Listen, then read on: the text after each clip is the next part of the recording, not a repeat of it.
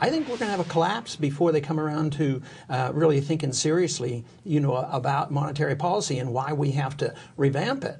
Recently, we have seen the dollar go down sharply. I think it's going to continue, and hopefully it'll wake the people up and find out you have to have honest money and follow the Constitution, because it says only gold and silver can be legal tender. If this is sunk on a boat and a ship now, or it was 500 years ago, you dig it up, it has tremendous value. There will be numismatic value plus the real value of gold.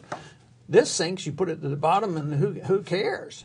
The Federal Reserve has been given the power and the authority by our Congress, in contrary to the Constitution, to create money out of thin air. The Federal Reserve makes credit available, but in a way it's fraudulent and it's theft. It becomes valuable only by diluting the value of somebody else who's holding money. I can, as a member of Congress, I can find out more information about what the CIA is doing than what the FOMC is doing, the central bank, what they're doing on monetary policy. That's very, very secretive of what they're doing.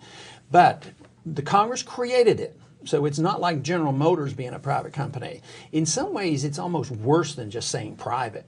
The benefits are privatized, and yet it's ultra secretive and all powerful. Under today's circumstances, a Bernanke or a Greenspan, very, very powerful, and they might, I'm sure they are trying to manipulate the price of gold, and they're always trying to manipulate the value of dollars, and the people are deceived, and the world plays this game that the dollar is as good as gold and it's a reserve currency.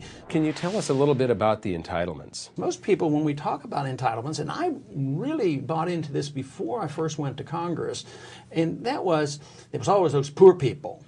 But I think the entitlements and the welfare for the rich is much bigger. There's the entitlements of privilege regulations and tax benefits here and there, and the military-industrial complex and contracts. Just think how many billions of dollars are going into big corporate coffers in trying to rebuild Iraq. First, the military-industrial complex makes all this money building weapons.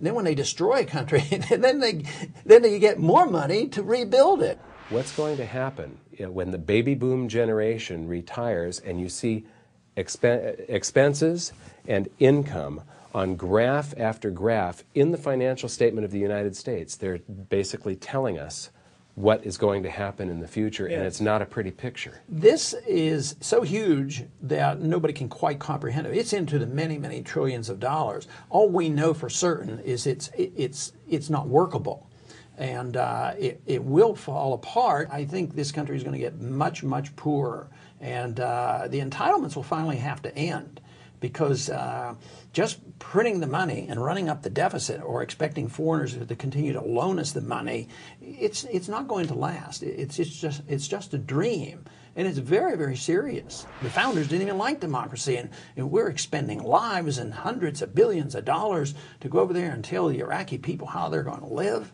I mean, that's going to end. It's going to end, not because of great wisdom gravitating to Washington. It's going to end because we're going to run out of our wealth, and the entitlement system will be declared bankrupt. Back to the basics, the education, the understanding, the founders' message, the message we have in our Constitution. It could all be preventable, but we yield to the temptation of a free lunch. If Thomas Jefferson or Andrew Jackson came back today and took a look at what has happened to their country, to this system that they laid out in the Constitution, what would their view of what our society is, what would it be? Do you think they would describe us as socialists, as communists? Yeah, but they might want to arrest us and put us in prison, especially Congress.